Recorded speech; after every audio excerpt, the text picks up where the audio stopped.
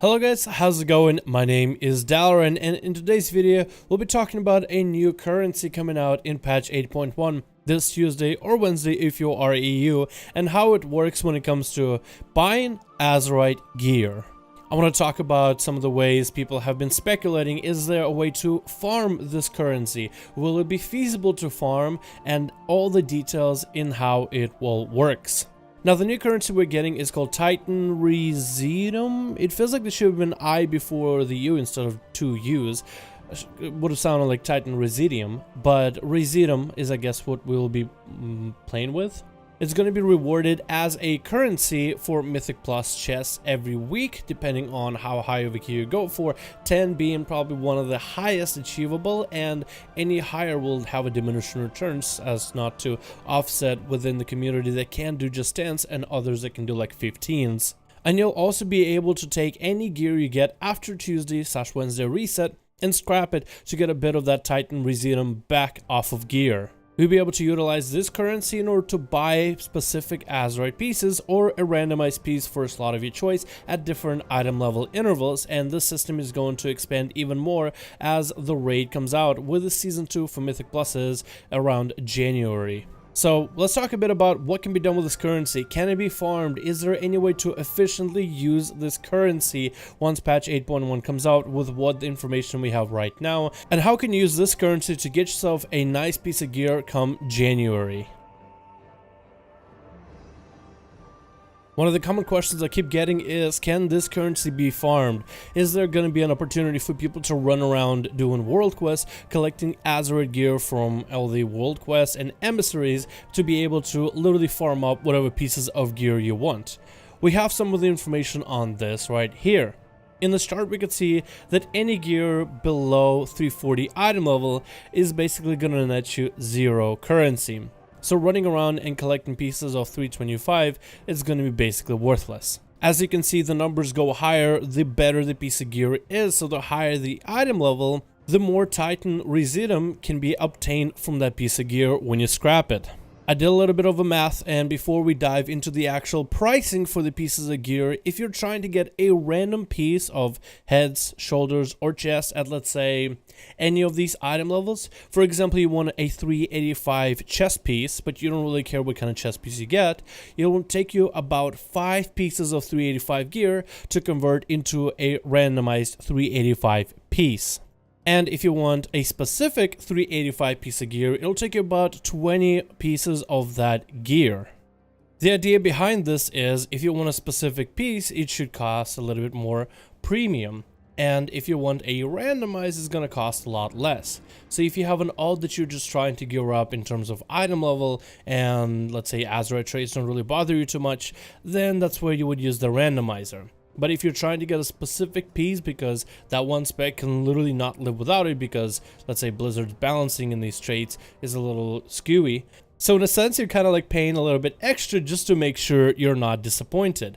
My question is, with so much RNG, will people love this new system or will they find it really grindy? Because I guess in a sense, you're paying extra, you're going the extra mile to make sure you're not disappointed. I guess it's very similar to how legendaries worked towards the end of the expansion, and I guess it's going to be good for my main to be able to specify which Azerite traits I want to get, and for my ults it'll be nice because I'll at least be able to gear them out fairly quickly. In terms of farming this currency, some of the ways I can think of is, first of all, you can do it through world quests, because world quests do not reward you good enough gear. Maybe with some of these world quests they might reward you with like 355, 360, but a lot of the higher item level pieces generally come from other types of content where you have to kind of put a lot more effort into. But emissaries will definitely reward higher item level if your item level is fairly high. For example, last time I was able to log on PTR and try to get a piece of gear from my world quest, it would try to give me a 400 item level piece of gear because I'm basically 384, 385, almost 390 mythic geared rogue. So I guess in a sense, as you keep getting a little bit of Residuum, you'll be able to upgrade certain pieces. As you keep trying to get your emissaries done whenever one is available, as well as the invasions that will be coming in patch 8.1, in a sense, as long as you're doing those whenever they're available week by week basis, you should have at least a steady flow of this Titan Residuum. But it does not look like you'll be able to absolutely farm it, as in, let's say, take an hour and just grind out a bunch of gear so you can scrap a lot of it. Some people have guessed maybe you'll be able to do a bunch of mythic zeros and just run a circuit collecting as many Azerite pieces as you want, but if you look back at the chart, the amount you gain from it is very minor. So in a sense, it's kind of like a steady progression, but also in a sense, it feels to me like it's the rich keep getting richer type of scheme. For example, on my main rogue, I'll be able to farm that stuff a lot easier. I already have fairly high gear, so all the world quest rewards that will offer me will be fairly high as well. And for everybody else trying to catch up, it's gonna be still a bit of a hill to climb, and it'll be a much slower process at first. But that's only if you're looking at the scrapping portion of it. I really wanted to cover the scrapping part because people have wondered if you'll be able to farm, just how far will you be able to go, just what can you do with this system altogether, and it does seem like maybe it had potential to be something that's farmable. You could literally just farm and get the gear you wanted and kind of call it quits, but it doesn't seem to have a farming, but rather a steady progression for it. Then there's also the main way of getting Titan Residuum, and this is something for you guys that don't enjoy Mythic Plus dungeons. You will start having to do them, and you will want to get them done at least at 8.10. Actually, as I'm making this video, if you get yours done today, as of Tuesday or Wednesday reset, you'll actually get a bit of Titan Residuum, and you could start collecting it as of, I guess, this week.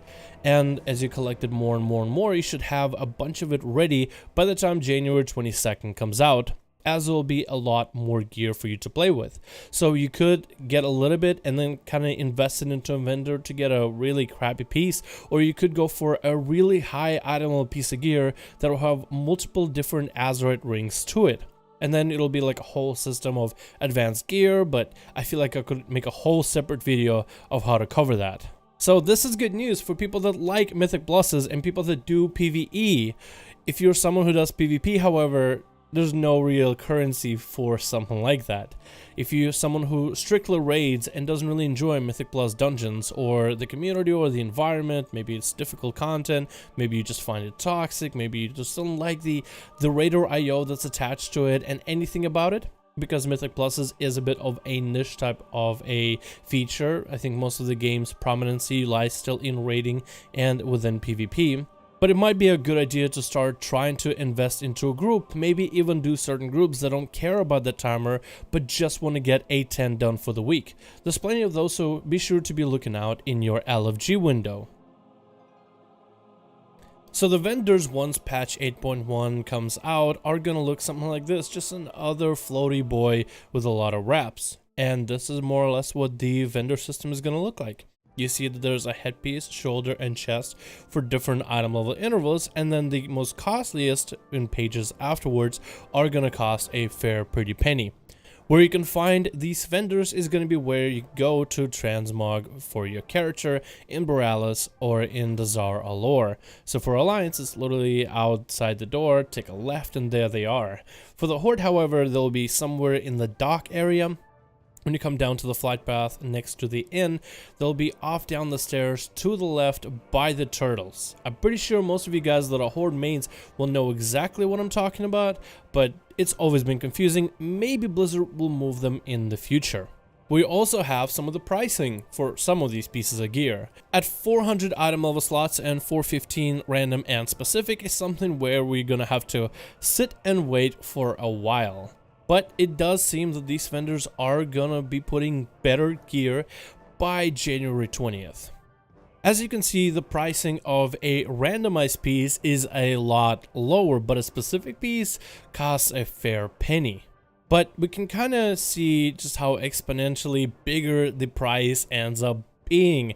We don't really know exactly how much the 400 and 415 pieces of gear randomized or 415 specific are gonna end up being. But there's generally a strategy for this system that you can take right now in order to maybe potentially get yourself a really nice piece of gear, especially by January 22nd.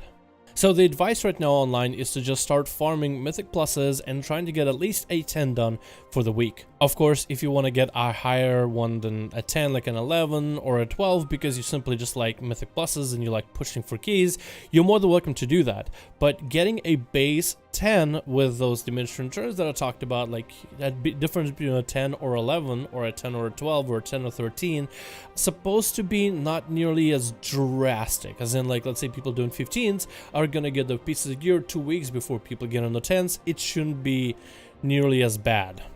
So if you're someone who doesn't do mythic pluses, I think it's a good idea to start looking for either guilds that do them, groups that do them, or LFG groups that are just there for the completion. You'll be surprised there's actually a lot of groups that are there that just want to complete a 10. They don't really care about a timer. They'll do a boss, and if they need to wipe a couple times, they'll just keep at it over and over and over until they finally get them. So it's a good idea to try to find a moment at least once a week to get at least a plus 10 chest done. If you have a character that you want to main stuff on, like let's say you have a rogue and he already has gear and you still want to main rogue once patch 8.1 comes out, it's a good idea to start saving all of that currency up until the new raid comes out, which is when new gear comes out. So just make sure you get a 10 down for the week, and then at the end of the runs, whenever the raid finally does come out and you can actually run through the raid, the new gear will come out and new Azerite system, and you'll be able to get yourself a piece of gear that actually contributes for your class. If you have a bunch of alts, it doesn't really matter what you do with Residuum, especially if you have a guild that does raids and they're willing to go through normal and heroic, maybe on even alts. It's a good idea to catch up your alts to the item level of your main right now, so then with your alt you can at least step into the raid as soon as it's available. If you're someone who wants to swap from a new main, let's say you've been maining Rogue for the last expansion, but now you're thinking, you know what, I kind of like the Shadow Priest changes that are coming out in patch 8.1.